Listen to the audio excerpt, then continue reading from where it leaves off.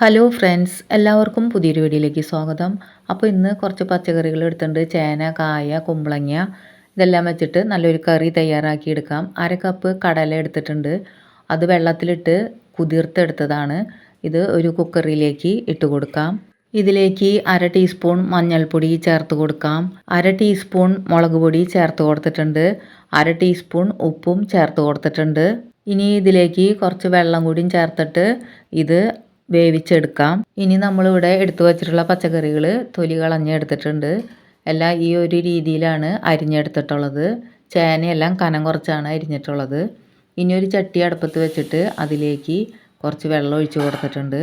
കുറച്ച് വെളിച്ചെണ്ണയും കൂടിയും ചേർത്ത് കൊടുത്തിട്ടുണ്ട്. ഇപ്പോൾ ഇവിടെ വെള്ളം തിളച്ച് വന്നിട്ടുണ്ട്.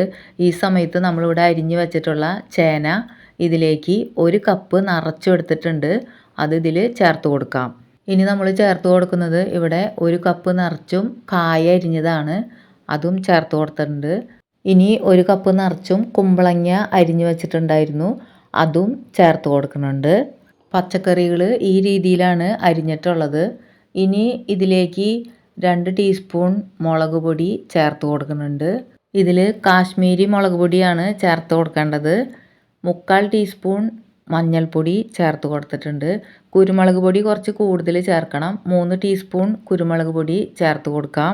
ഇനി ഇത് നന്നായി മിക്സ് ചെയ്തിട്ടെടുക്കാം. ഇപ്പോൾ ഇത് നന്നായി മിക്സ് ചെയ്തെടുത്തിട്ടുണ്ട്. ഇനി ഇതൊന്ന് അടച്ച് വെച്ച് കൊടുക്കാം.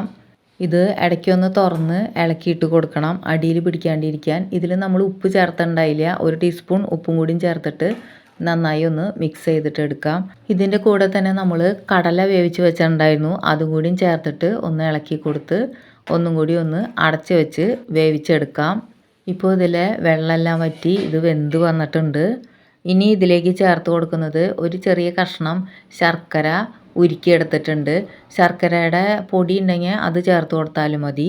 ശർക്കര ഉരുക്കിയത് ചേർത്ത് നന്നായി ഒന്ന് മിക്സ് ചെയ്തെടുത്തിട്ടുണ്ട്. ഇനി ഇതിൽ ചേർത്ത് കൊടുക്കാൻ വേണ്ടിയിട്ട് ഒരു ചട്ടി അടുപ്പത്ത് വെച്ചിട്ട് അതിലേക്ക് കുറച്ച് വെളിച്ചെണ്ണ ഒഴിച്ച് കൊടുക്കാം. വെളിച്ചെണ്ണ ചൂടായി വരുമ്പോൾ ഇതിലേക്ക് 2 സ്പൂൺ ഉഴുന്ന് പരിപ്പ് ചേർത്ത് കൊടുത്ത് നന്നായി ഒന്ന് ഇളക്കിയിട്ട് കൊടുക്കാം. ഇതിൻ്റെ കൂടെ തന്നെ 1/4 ടീസ്പൂൺ ജീരകം കൂടിയും ചേർത്തിട്ട് ഒന്നും കൂടി ഒന്ന് ഇളക്കിയിട്ട് കൊടുക്കാം.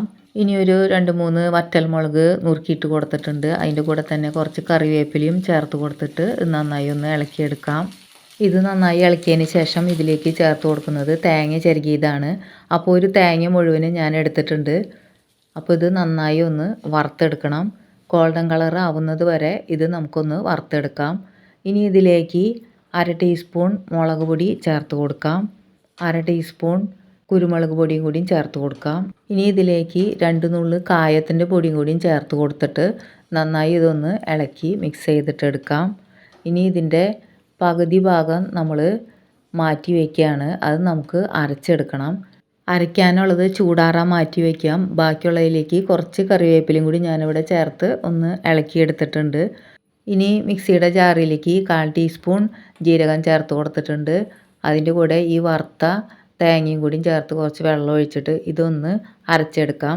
തേങ്ങ കൂടുതൽ അരയേണ്ട ആവശ്യമില്ല.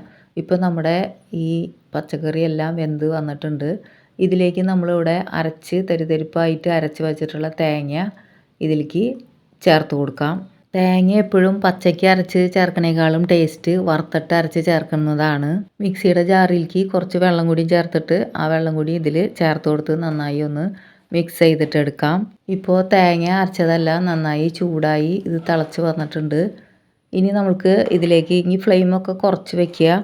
ഇനി ഇതിലേക്ക് ചേർത്ത് കൊടുക്കുന്നത് തേങ്ങ വറുത്ത് ഇവിടെ മാറ്റി വെച്ചിട്ടുണ്ടായിരുന്നു.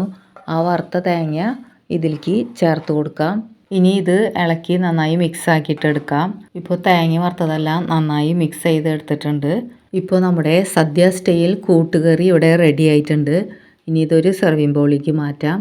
അപ്പോൾ നിങ്ങളുടെ അഭിപ്രായങ്ങൾ കമൻറ്റിലൂടെ അറിയിക്കണേ. അപ്പോൾ വീഡിയോ ഇഷ്ടമായാൽ ലൈക്ക് ചെയ്യണേ, ഷെയർ ചെയ്യണേ, സബ്സ്ക്രൈബ് ചെയ്ത് സപ്പോർട്ട് ചെയ്യണേ. അടുത്ത വീഡിയോയുമായി വീണ്ടും കാണാം. Thank you for watching.